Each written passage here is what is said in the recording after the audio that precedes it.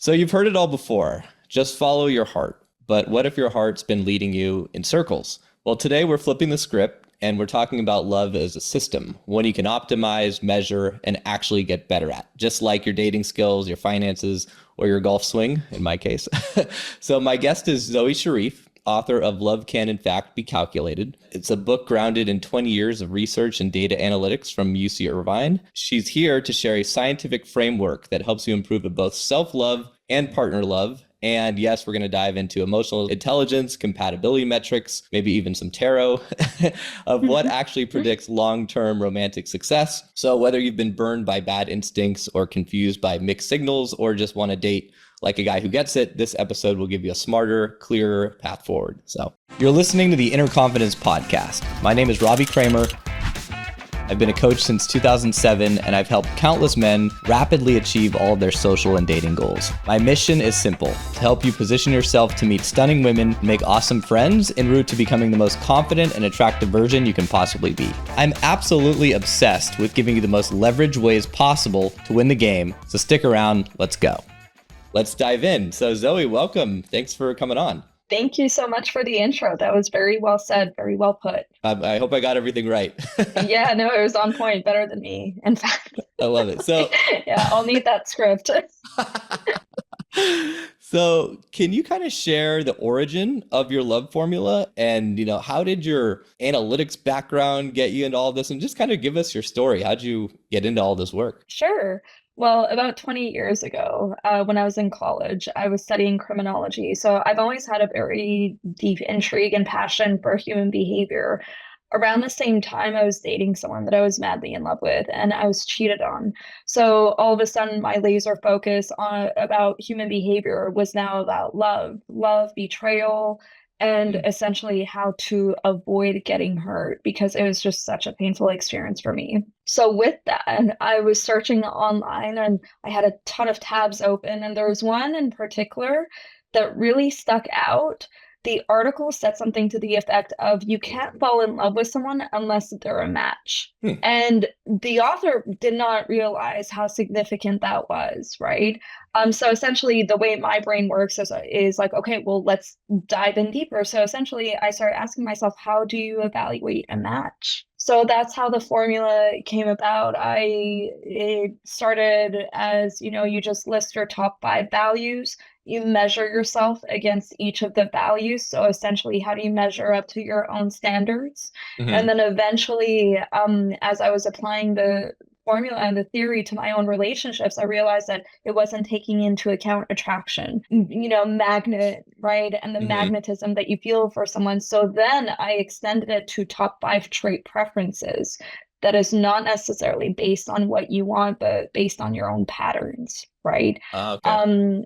So all in all, the theory says that whatever that numerical assessment is that you have for yourself, you can't fall in love with someone unless they're a match or they're above you.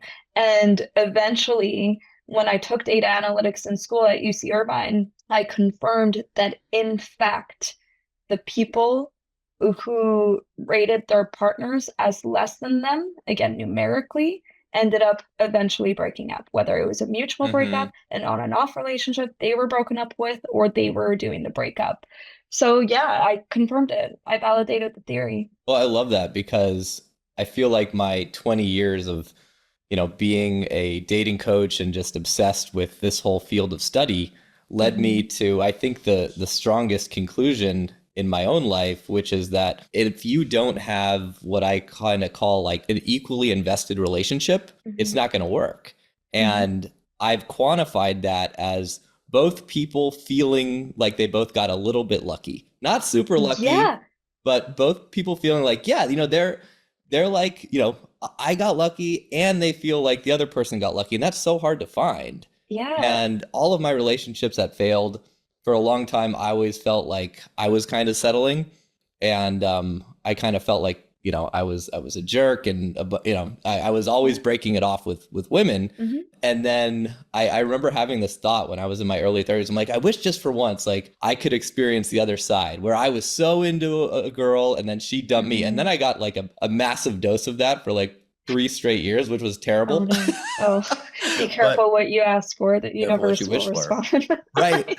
Because I worked on myself a lot and I was able to date women that I found more attractive, but I don't think I was taking into account a lot of those the necessary values, right? Hmm. And then those would clash because I was basing everything just pretty much off of looks and fun. Yeah. And so I experienced the other side, and then I realized, okay, I'm good on that. Let me now, try to Yeah. find something that's more sync. Then I met my wife in my late 30s. I'm Hmm. 43 now, and Hmm. that's the sort of relationship we have, and it's amazing because we both feel like we got a little bit lucky, and I think your data basically backs that up. 100%. That's exactly it. We found that the couples who are currently together, on average, saw their partner as an average of 4% plus. Mm, All other groups had lower partner scores. Even the 5% lower partner score, they were on and off relationship. So that wow. lack of fulfillment was essentially projected into the relationship. So they wouldn't show up as reliable, they wouldn't show up with good communication, and they Right. essentially got lazy because they felt like they could do better. In other Yeah. words, to your point, they felt like they were settling. There were moments where it was good, it was safe, but all in all, if that partner score is less, you're not likely going to feel lucky. Yeah. So exactly what you're saying, the data confirms that. That's so cool. And how did Mhm. you arrive at the data? 300 surveys. So actually, the beginning of it was through the data analytics. I had a team of like 5 people that was working with me on a team project. And I think initially we started with 80 surveys or 100 surveys. But for the book, I needed more surveys to just Mhm. really like drive home the point Right. that this is something to be looked at and this is something to be taken seriously. So I bumped it to 300 surveys. And with those 300 surveys, again, the confirmation was the same, that the only group that had a higher partner score turned out to be the only group that was still in a relationship. Wow. And how Yeah. rare was that to find, a relationship where you had like the 4% or something close to that? Yeah, I mean, that was the average. It was Okay. the average. All the other averages they were all below, right? So the partner score was all below their own score, their own numerical assessment for how they felt they were measuring up to their standards, right? Gotcha. And the way the sample size was taken was because I hired a company to find survey takers. I said specifically, I want X amount of people who are currently in a relationship, X amount of people who have been broken up with, X amount of people who did the breaking up, and then so Hmm. on and so forth. So I made sure that it was pretty equally distributed. I also looked into the different age groups. So, and clearly, I also wanted to see the difference between men and women in terms of their values and trait preferences. Hmm. And I mean, if you want a little bit of detail on that, just let me know. Yeah, But I please. thought it was, yeah. Because that was Okay, kind of so my next mhm, thought or question was, can you mention this briefly when you were kind of telling me like how you kind of got into this work, which is what if you're relying too much on chemistry or mhm, vibes instead of yep. really understanding your values? Because for me, I mean, I really didn't even know what my values were. I kind of felt them, but Mhm, I did a lot of work on actually writing them down and uncovering and seeing like where here's a value that I have, but I'm not actually living that value. So, I'm a little bit of a mhm, fraud here. And so, yeah, can you mhm. touch on all that and how the data works? Sure. Mhm. So I identified personality types within this framework in terms of how people do their calculations. The love formula, it does take into account whether you're someone who's more values focused or traits focused. If you tend to be more emotional, if you Mhm. tend to want that like dopamine hit, the magnetism, the like, oh my God, I cannot live without this person type of feeling, right? Right.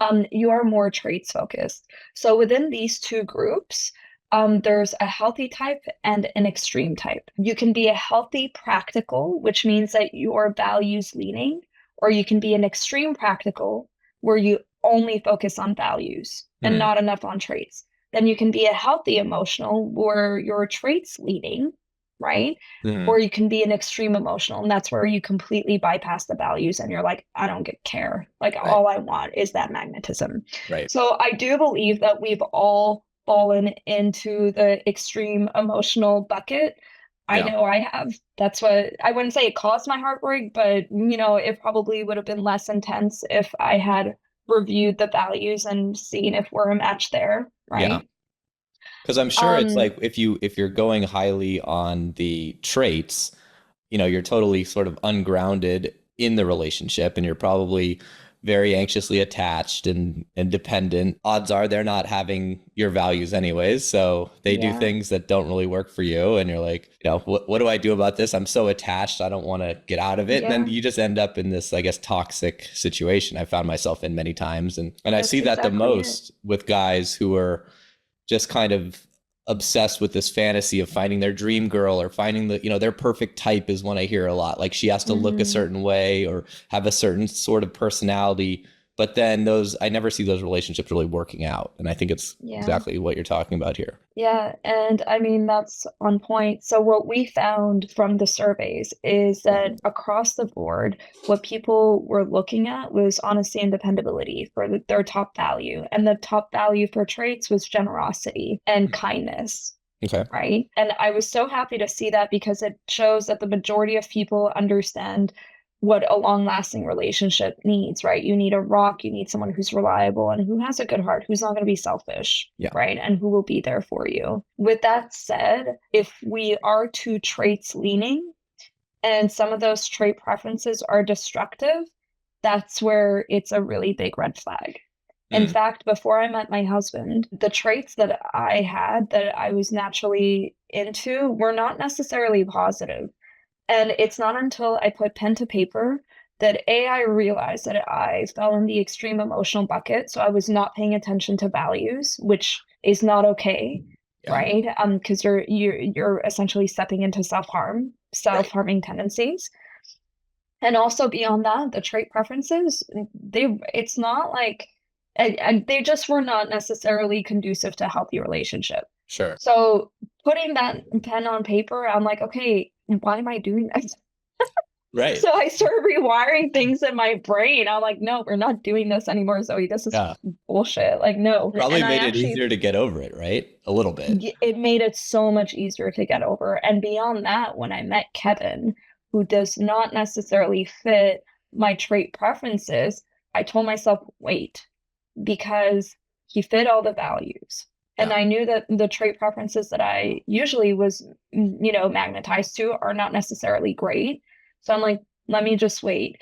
And Mhm. within a month or 2 months, Kevin and I started laughing together, which was the thing that I wanted the most. We bonded and then we got engaged and then married, right? So all to say I got over my own shit. I Right. stopped being an extreme emotional. I was still a healthy emotional. In other words, I was still looking for that chemistry, but I took values way more into account in making this decision about who I was going to marry. Real quick, if you're a divorced guy trying to figure out modern dating, I put together something special for you.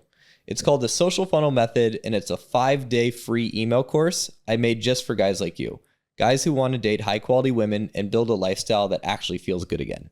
You'll learn exactly what works today, not 10 years ago, and how to stand out in a world of dating apps, ghosting, and Instagram. Head over to innerconfidence.com/start to get step one sent straight to your inbox. It's totally free. Go do it now and let's rebuild your dating life in the right way. How much do you think has to do with age and maturity? That's a really good question. So I did find from the age groups that there were differences in trait preferences and differences also in values. So I'll give you a perfect example. The middle age groups, so between like I would say 25 and 45, for their top value, they didn't include purpose. Whereas the younger age group did and the older age group did. They And didn't in include my what? opinion, Purpose? purpose, like being purpose driven, like what Okay. drives you, Right. not money, not, like Okay. what is, and to me, that's a natural medicine, right? To Yeah. me, it's if you live purposefully, if you have a hobby that just feels like to me, that's the natural high, right? Right. I So think I found that especially, interesting. sorry to Mhm. cut you off, especially for That's okay. guys, that's such a big trigger of attraction, whether or not a guy is on his purpose or has a purpose. If you don't, women are going to pretty quickly see like, where's this guy going? What is he doing? What is he about? What are his values? Because I think your purpose Hmm. signals a lot of your values. And if your Hmm. purpose is playing video games and living in your mom's basement, that's not a very good Yeah, trigger. they're definitely not going to look into that. Right. Career and finances. So actually, would you like me to share with you what the top values were for women? Yeah, that'd be great. Okay, number one was honesty, dependability, reliability. In other Mhm. words, a woman wants to know that she has her rock.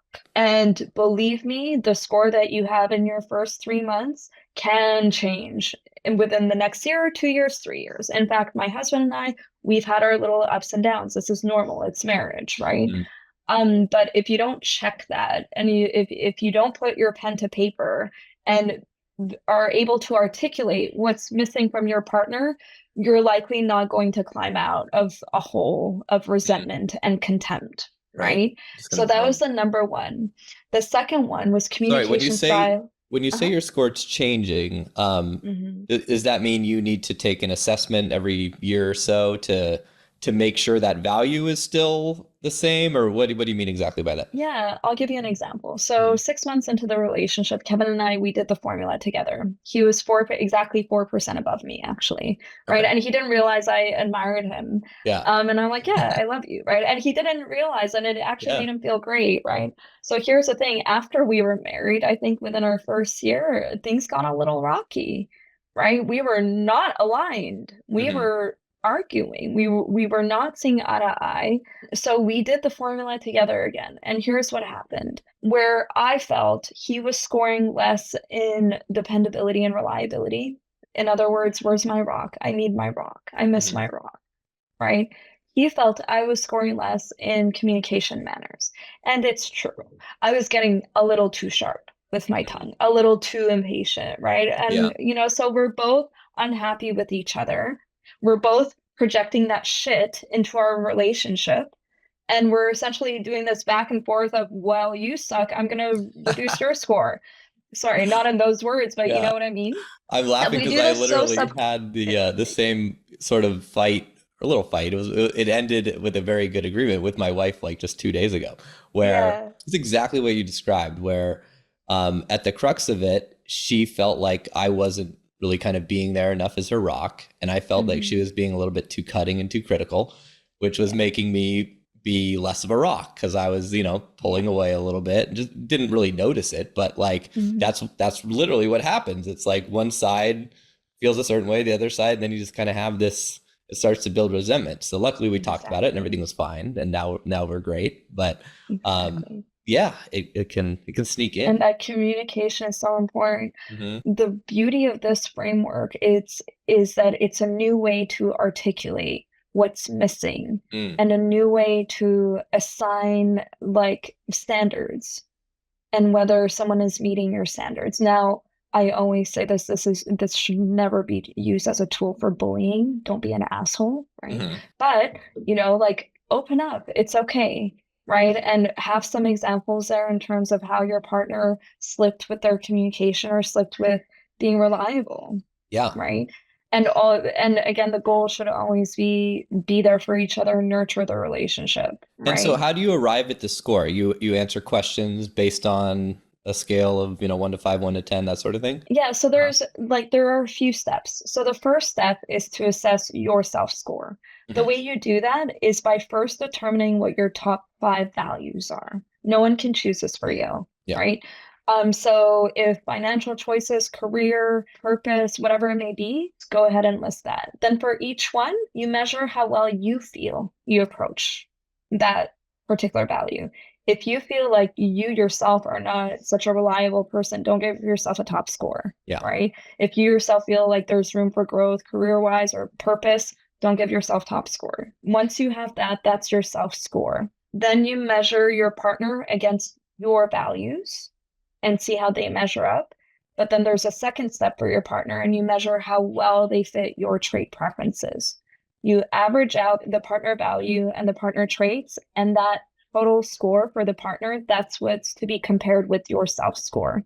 If Hmm. they are about 4% above you, it seems like it's an ideal match, right? If they are exactly a match, that's okay too. If they're slightly below you, it's not that it's bad, it's that there will be moments where you'll feel unfulfilled and where you will get lazy against their standards.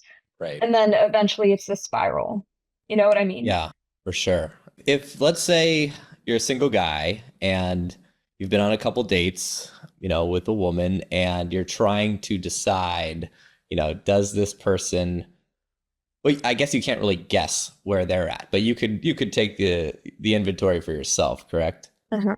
And do your best to sort of see. Yeah, a really good way to find out what someone's top 5 values are is ask them, what is your definition of sophisticated? Hmm. If they say sophisticated is someone who dresses well, image is one of their top values. If they say sophisticated is someone who can hold the house down and, is reliable in that sense, you can say either financial decisions or career, right? Interesting. I love that What question. if it's art? Yeah, Yeah. yeah. So because it Yeah. can be anything, and then Yeah. just dig, Right. find out what their top 5 values are. Next, okay, so the key here is not to deceive anyone. Be yourself, be authentic, right? Because deception never works. Yeah. But next, you can find out, okay, well, how do I think I measure up to their values, right? If I know that her value happens to be purpose, maybe I should just sprinkle that in a bit more in our conversations, right? Right. Don't Right. lie. You're just emphasizing certain parts of yourself. You're emphasizing That's certain layers. Nothing wrong right. with that, It's a great right? way to kind of figure out what makes somebody tick too. Oh, that's so great. I didn't even think of that. So Yeah.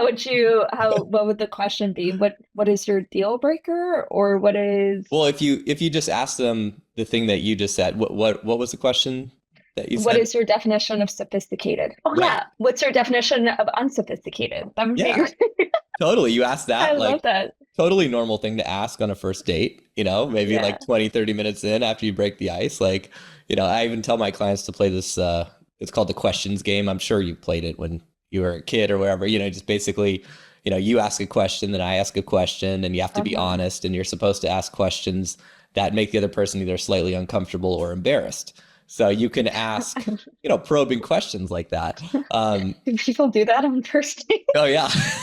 It's a thing. Yeah, Okay. yeah. Well, I'm for my, way for out my of the loop. clients, I guess it is. Yeah, so I typically tell them, to sort of play that questions game. Maybe at the you go to the first place, you get a drink or a coffee, and then, you take a little walk, you go to another place. And then, you've kind of settled into the date a little bit, everyone's a little bit less on edge, and then you bust out the questions game and see if she wants to play. And then you ask the question, and now you kind of know, like, okay, is she more interested in these sorts of things in a guy or these sorts of things? And you kind of have an idea of like what foot forward to put. Obviously, you don't want to use it to manipulate, but Yeah. yeah, No, absolutely. It's a good way to find out about the other person because if you're not a match, you're not a match. No need to right, force it, right? totally. And also if you do force it, the data shows that eventually it'll break down. So, save yourself the time. Yeah, Just don't do it. You know what I mean? totally. Um, but I will say also there's a distortion that I came across.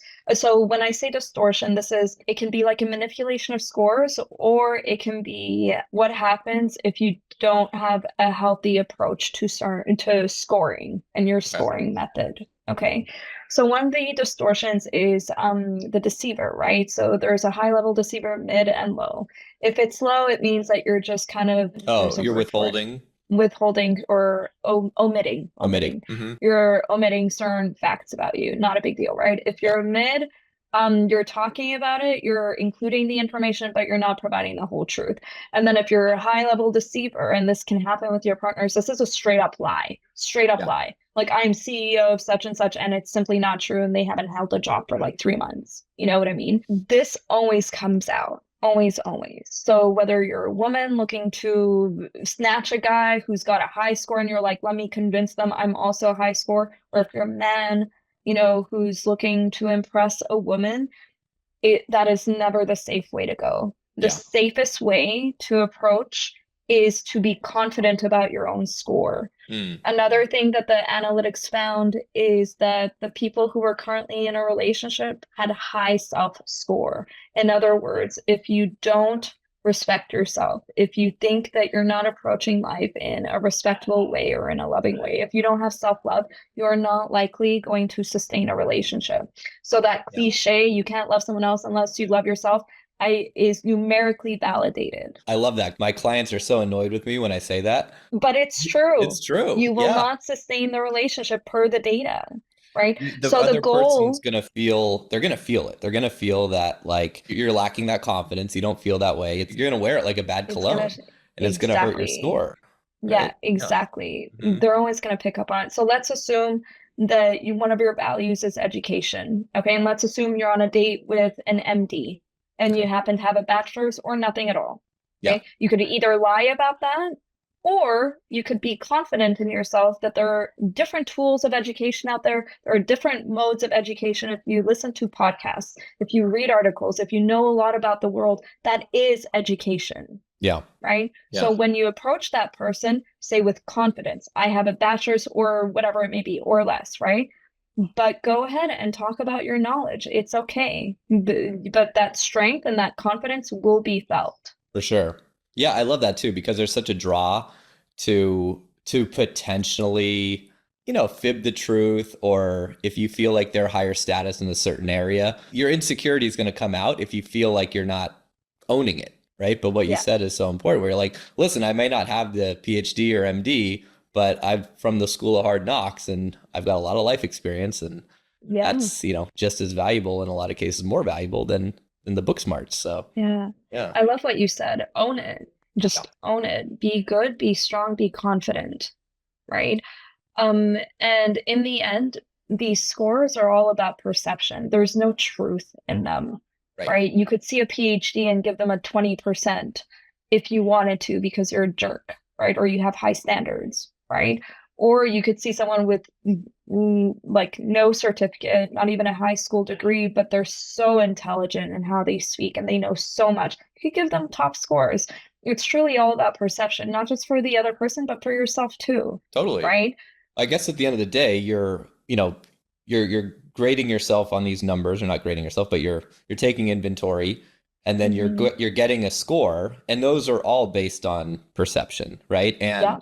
And how she feels about you, or how you feel about her, that's also all perception, right? If you're confident, if you love yourself, then you give her access to the same, and vice versa. Hmm. So I love how you're taking data and like real world analytics and applying that to this, very sort of woo woo, what does it all mean? Thing like love, which is very hard to quantify, but Hmm. no, it's genius. I Exactly. love what you've done with this. So Thank you. I mean, I hope it helps. I'm so sorry. Can you give me a quick yeah, no second? problem. This is a good place to introduce the sponsor. Have you ever tried New Brew before? I have not. No. It's really good. My buddy founded this company because he was an alcoholic, and Oh, he wanted to quit, and so he came up with this euphoric seltzer. It's got kratom and kava root. I've Um, no. Okay, kava. I know that. What was the first one? kratom. It's like a kratom Okay. leaf. So Okay, interesting. yeah, and I mean, my wife drinks these when she golfs because it I chills love her it. out and she plays better. If I drink more than one, I'm completely like I'm done for the day. That's so. Does it chill you out? Does it give you a buzz? Like, what does it do? it's a very slight buzz for me, but for other people, they say it's pretty intense. If I drink too many, I start feeling like kind of headachy and a little That's bit very like interesting. woozy. But my sister, my wife, a bunch of people I know are like, this is great, and there's no booze in it. So Yeah. No, I would love to try it. Where do you find it, or where can I find it? drinknewbrew.com. So yeah. So yeah, there'll be a link in the description if anyone else wants to grab one. So Awesome. Thank you. yeah, but yeah, so getting back to it. So what do you have any sort of wisdom or tips for people who are kind of sitting there listening and be like, yeah, I don't really love myself enough. And how can I improve my score in that? So, if it's okay, I would love to talk about spirituality a bit. Please. Yeah. Yeah, so a few years back, I would say 5 or 6 years ago, I hit rock bottom. So I was dating someone, it was a really bad breakup. At that point, my career was nowhere, purpose was nowhere. I was just nowhere. I felt so low. So what I ended up doing was putting in the background of my phone 90%. To me, when I did that, it was 90% is what I want to get to in terms of a self score. So two things happened. A, my subconscious started to assume that I'm a 90%. So the things that I was so hard on myself on, I'm like, no, why am I giving myself such a low score? Hmm. Right. And I started bumping up my score. But beyond that, the universe actually started gifting me things that validated the 90% and the high score.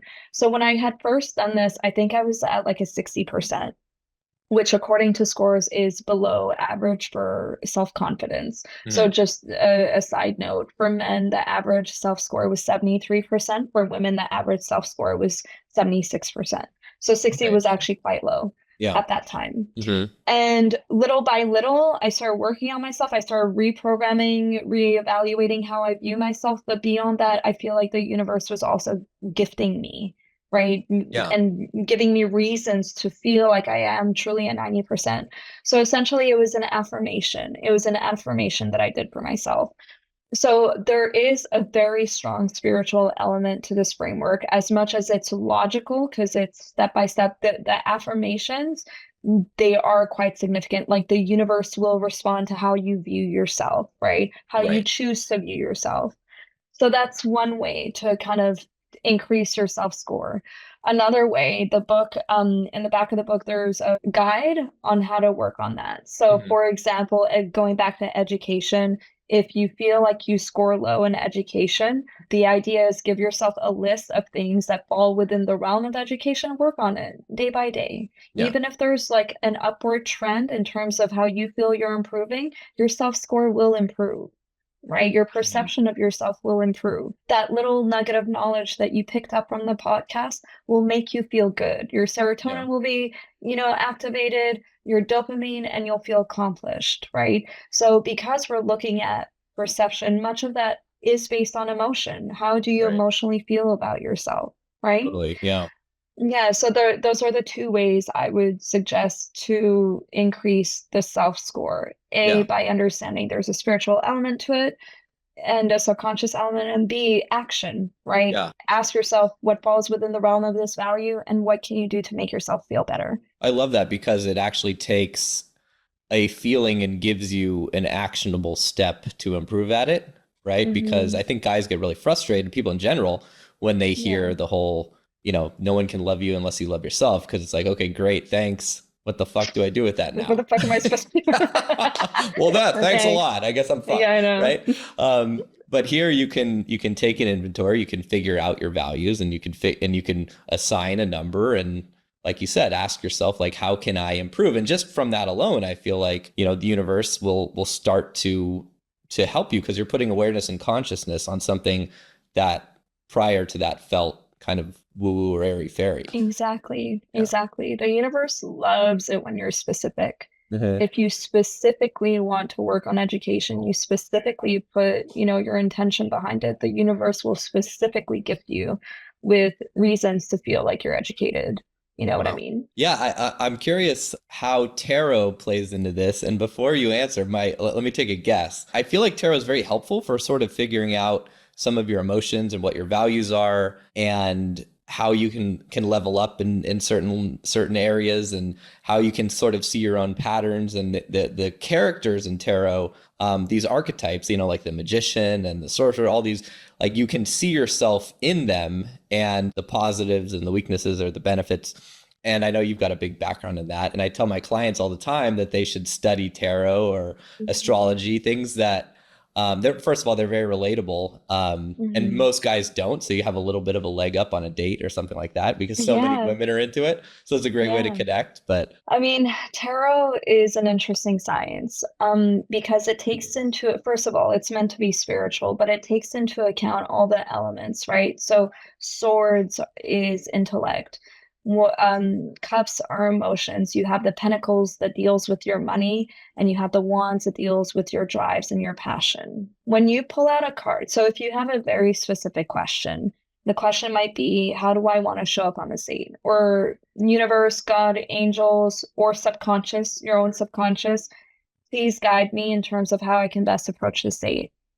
And a card pulls out. The beauty is that you're reading it through your lens. Your lens is your own subconscious. It's your own fears. It's your own understanding of yourself, right? Hmm. So if it says Queen of Wands, for example, it might say, hey, go out there, be confident, be yourself, be you, right? If it's Right. Queen of Cups or King of Cups, it might say, soften your heart a bit, just be open, right? If Right. it's the Pentacles, it's, you know what? Go ahead and look hot today. Now's your time. Go fucking feel yourself. You know what I mean? So here's what I would say. Relating it to the framework is meant to identify where you feel less than Hmm. and to work on that. Now, before a date, before dinner with your spouse, before whatever it may be, just pull out one card. Speak out what you see. Speak it out. What's likely going to happen is you're going to identify the parts within yourself that you either need to work on or that you need to amplify, emphasize, whatever it may be, right? Or that layer that might be a little hidden, just bring it out, right? Whether Right. it's your softness or whatever. And that can also possibly relate to the values that you've picked out. Is there anything that needs to be adjusted there? Are you being either fair to yourself or unrealistic with your score? I Right? What see. is the Hmm. truth here? Yeah. And same thing with your trait preferences. Did you get into tarot first or this whole study year first? Yeah, I mean, this study came to me probably 20 years ago. Tarot, I've been studying tarot 10, 15 years. I Okay. would I would say for sure 10 years. Yeah. I probably got introduced to it 15 years ago, but I never like did anything with it. Gotcha. Yeah, I tarot is a beautiful, beautiful way to understand yourself. And if you do believe in God, if you do believe in your angels, in my opinion, they speak to you through the cards. Hmm. Yeah, I love asking. I mean, I don't do readings or anything, but I have some friends who do, and I love getting readings. It's just, it's fun, like anything. Yeah, You get these it interesting is. insights, and you pull a card. You never know. I love to gamble, and Yeah. I love playing card games. So, Poker. I'm a Texas Hold'em person oh too. yeah, big time. I love it. Yeah, I played semi-professionally my Oh, first job out of good. college, basically. So That's back when it was amazing. easy Very to cool. win, when it became Yeah. hard to win, Back man. when it was easy to win. That's funny. So is attraction something you can calculate with a score? Mhm. Yeah, so the trait preferences essentially is attraction. Do you mean how someone is attracted to you or vice versa, how you're attracted to someone? Yeah, either. I mean, I guess you Well, explained how you can mm, pretty easily figure out if you're attracted to them based on the scores, yeah. right? So since we're talking about it, for all the men out there, I'm going to tell you what the top traits are for women. So what they're inherently attracted to. The number one was generosity and thoughtfulness and kindness. Number two, which was almost the same as number one, was humor. They Okay. love to laugh. What would they? We love to laugh. And it's true because that's what got me and Kevin bonded, right? It's when we started cracking up and laughing together. How'd you guys meet, by Um, the way? Or actually, let's go through them, and then I have some questions for you yeah, guys. okay, Yeah. I'll tell you in a Okay. second. So the third one for women was body shape, height, and appearance, Okay. right? So it does matter for women. The fourth one was being passionate and driven and ambitious. So women generally enjoyed this. By the way, if you go on the site, you'll see the difference of age groups because it did depend on the age group. These are just general Yeah. averages. Okay. And then the fifth one was intelligence, intelligent, sharp, quick thinking. So we can see some themes here, Yeah. right? Like humor, kindness, right? Appearance, and all of that. So here's the beauty. If you lack in one of them, if you're good with the others, you're probably fine. Right. Or if you are really strong with three of them and just slightly not so great with either humor or you feel like your physical body is not, in top shape, right? It actually kind of doesn't matter that much. Yeah. As long as you're generally above a 70% to 75%. So that was the average score of what people rated their partner for traits between 70 and 75%. 75% out of their whatever 100. Yeah, It had to exactly. it had to be at Exactly. least that. So if you're Hmm. 500 pounds and you're bedridden, you got to be really funny, is what you're saying. Really funny Okay. because bedridden would fall under passionate, driven, ambitious. And if you're Oh, not and also that, body shape. So yeah, and you're yeah, screwed. So really funny Okay. and really generous. Yeah. Oh But hey, man. man, it works. I mean, Yeah. yeah, Really generous, really funny, and yeah, I think you're screwed. But yeah. So men uh-huh. also, as their number one, had generosity, thoughtfulness, and kindness. Number two for men was body shape, Hmm. height, and appearance. Yeah. Nothing wrong with that. Men are very Surprising. visual. The number three one for men was humor. So men love to laugh too, and it actually turns out that they want someone that laughs at their jokes Oh and yeah. has a similar sense of humor. Right. And the fourth one that came up that did not come out for women was sexual sensual. So I Hmm. think men are more driven by a woman who is comfortable with herself and who's willing to, just be open in that sense. Is that also Men, maybe linked to like a feminine essence, like a softness, you could it say? could be. Okay. Well, actually, it's so funny that you said that because do you know what the next one is? Intuitive, good instinct, emotional intelligence. Okay. Yeah. So I think so. I think Yeah. so. So the other one was sexual sensual, whatever that may mean, however they define it. But the one right after was intuitive and I see. emotional That was I intelligence. guess, the one that I was thinking about. So, Yeah. yeah. And then the final one, which was the fifth, so exact like head to head, was passionate, driven, ambitious. So men actually do want to see that in women as well. Right. But yeah. And And then where was the again, passion, ambitious, driven for women? That was number three that or was two? number four. Four. Okay. And for men, it's number five. Gotcha. Toe to toe with the That all intuitive. checks out with my experience. There So you go. perfectly. There you Yeah. go. Yeah, and these are all things that can be worked on, by the way, like appearance. So when we say body shape, height, appearance, again, we didn't go deep into what exactly they meant by that, but if you take care of yourself, you work out, you have good hygiene, right? Like we're looking for a package. We're not Right. looking for, like a unicorn or anything, right? We're Yeah. just looking at you see what I mean? So these are all Totally. things that can be worked on. Witty, clever. I do believe that everyone in their own way is funny and clever. It just, but everyone has their own little like niche. Like I enjoy dark humor, to be honest with you, right? And it just so happens that my husband also has dark humor and does funny accents, which makes me laugh. That's great. And you Yeah. don't, something with dark humor, right? Like it takes a little bit longer to figure something like that out, right? Because it's like, well, I don't know if I really I want to know. share that part, but Totally. That's why it took us a month. I'm like, oh, you have that layer. so what were the traits that maybe previously would have, I guess disqualified him, and then what did you realize you were missing or you weren't, you know, Yeah. clear about that made you a lot more attracted to him and knew that he was the one Yeah. for you? I'll tell you. So I used to date older men. Okay. Kevin is younger than me. Oh wow. So Okay. he's younger by 2 years. Hmm. And that would have been a huge no-go in the past, Yeah. right? And then eventually I realized I'm like, why am I doing this? Like, who gives a shit? Right. You know what I mean? If they're a good person. So Yeah. I ended up removing that from my trait preferences. But again, just because you're removing it doesn't make it true. So you literally have to rewire your brain to tell yourself, hey, like there's no reason to have that trait preference, right? Right. I There's guess that. there's a lot of with women, you hear what is it, 6'4", blue eyes, the trust fund, that whole song, right? Where it's like they have their qualifications, and those qualifications may not be actually grounded in any of your traits versus values, right? It just might be an Yeah, arbitrary thing, like you're describing. She's got to be exactly. older, but why? Like, does that Yeah, actually matter? exactly. Why though? Yeah. Exactly. Hmm. So the other one was culture.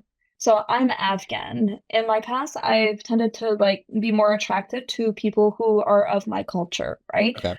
Why? Yeah. I grew up in Canada. I live in SoCal. I my English is just fine. Yeah. You know what I mean? Like, why am I looking for someone of my culture? Right. What's wrong with white people? So Kevin's That makes it white. hard to date. There's not that many Afghani people in SoCal, right? Exactly. I Yeah. like my pool is super narrow. Right. Like it's all great. I'm looking for older, like, so Kevin being a younger white man, and we met at the dog park, by the way. Our dogs met before us. Oh, I love it. So yeah. Yeah. So we started talking. We started talking. I think the first time we talked was probably like, I can't remember, maybe 30 minutes, an hour maybe. Hmm. And the next day I didn't, well, he has his version of the story, but the real version is that he was looking for me. His version was that I was looking for him. Bullshit. Right. But so we saw each other the next day and we ended up talking more, and he asked me out. He asked me out and we went out for dinner, and it was very different to what I'm used to for a first date. Yeah, You it bring was the just dogs? different. No, we didn't bring the Didn't bring- dogs, no. But you Yeah. know what? Even after that first date, I think if it was any other situation, I would have told myself, I don't see the alignment, and I Okay. probably would have cut it off almost right away. Mm. But he fit the values very well, and I knew that my trait preferences were not good, Yeah. or they weren't fair, they weren't reasonable, right? And also because we both used the same dog park, living in different buildings, but same dog park, there was exposure. Yeah. So the familiarity started to play in. And then eventually I started laughing. And to me, that was a big deal. So, of course, the attraction grew from there on. And yeah, so it turned out to be a match. You met at the park, met again the next day at the park, just randomly, right? Same time, same place. Randomly, yeah. Randomly, right? And then he asked you out, you guys went to dinner, Uh-huh. and then you continued going on dates, or you just kind of saw him at the dog park, and how did that Both. transpire? Okay. Both. Yeah. So we would coordinate our times to meet at the dog park. We were texting, and honestly, like we didn't kiss until our fifth date. Yeah. So it was a very slow burn, Right. right? But again, so different to like what I've allowed myself to be exposed to, but I'm so glad I opened my mind. Yeah. Right. And that's what I would say for anyone who falls into, I don't like using the word toxic. I would prefer to say like unhealed or lacking self-awareness, patterns Right. that lack self-awareness. I like Right. that. Toxic gets thrown around a lot. Yeah. And it's mean. It's Mhm. mean. It's not Right. fair to the person. No one is trying to be malicious or a jerk or toxic. Right. You know what I mean? Sometimes it Just just doing the comes best from with not knowing any yeah. better. Yeah. Yeah. Hmm. Yeah. But if it comes down to you keep falling into these patterns, do an inventory check of Yeah. the values and ask yourself if honesty and communications fit there. And if they don't, ask yourself why, and ask yourself what's replacing it, and whether those things that are replacing it, you're calling in a rock and you're calling Right. in someone who is willing to work on things with you. You know, it's so important because if I'm being honest with you, if I was to evaluate my past relationships before Kevin on reliability and communication, they're scoring very low, Right. right? If I had just done that assessment, it would have saved me a lot of time. Sure. 'Cause I'm guessing, Mhm. like most people, you would just be looking for, is attraction there? Do I get those feelings, those butterflies, Yeah. right? And it's like that stuff, it doesn't, I mean, when I say it doesn't last, I don't mean it does, like attraction goes away, but the infatuation period, all Mhm. all of your partner who's so exciting and mesmerizing, like everybody, you get to know them and it gets a little bit boring, but the boring doesn't Mhm. have to be boring. The boring, Mhm. it's like, I heard this quote from Mark Manson, who I think is very brilliant, but Mhm. he said, when you're in a long-term relationship, the sort of the fun and the adventure can diminish, but then there's a whole new sort of adventure and fun because you know the person so well, you get to be yourself even more so around them. And Oh, so it's I love that. a much deeper sort of vulnerability. And it's Totally. yeah. And you're not self-conscious, you're confident, and Mhm. it feels safe, feels stable, they're not going anywhere. I absolutely love that. And it's the truth. Yeah. At least from my experience. Yeah. Yeah, I was always, worried about, I guess I had the Peter Pan syndrome that they talk about, right? I was Hmm. single a lot and worried that a relationship meant, you know, my freedom being taken away. But Hmm. it was all through this paradigm, and I wasn't doing any of the calculations based on the Hmm. metrics that you talked about, Hmm. which were really important. And then I did that, and then my wife showed up. So yeah, Yeah, no, that's great. And again, I do believe that like it does come with experience and maturity. I do think that yeah, we've all fallen in the extreme emotional personality type bucket at some right, point. and then something clicks in our head, hopefully, like, oh, I should be more careful next time and make smart choices, For sure. So Yeah. is there anything else that you feel like we didn't touch on that would be really sort of juicy info for guys? I mean, we covered so much already. I wouldn't say there's anything else because I feel like we covered so much, but I think I really want to emphasize the point of self-confidence Hmm. in sustaining a relationship. And these words get thrown around, right? Like again, you can't fall in love with someone else unless you love yourself. Ask yourself what your values are, grade yourself with each value and work on that because that will show in your body language. It will show in your own standards, by the way. You're less likely going to put up with shit if you feel good about yourself and you feel strong in terms of how what type of human you are and how you approach life. So I would just really like emphasize that part. I love that, especially given the name of this podcast. So Yeah, there you go. that's a There you go. spot on Yeah. message. I love it. Um, Yeah. Yeah. so tell us, where can people get your book, find out more, anything else that you want the listeners to know? Sure. Well, you can find it on the Barnes& and Noble website or Amazon. So Zoe, thanks so much for coming on.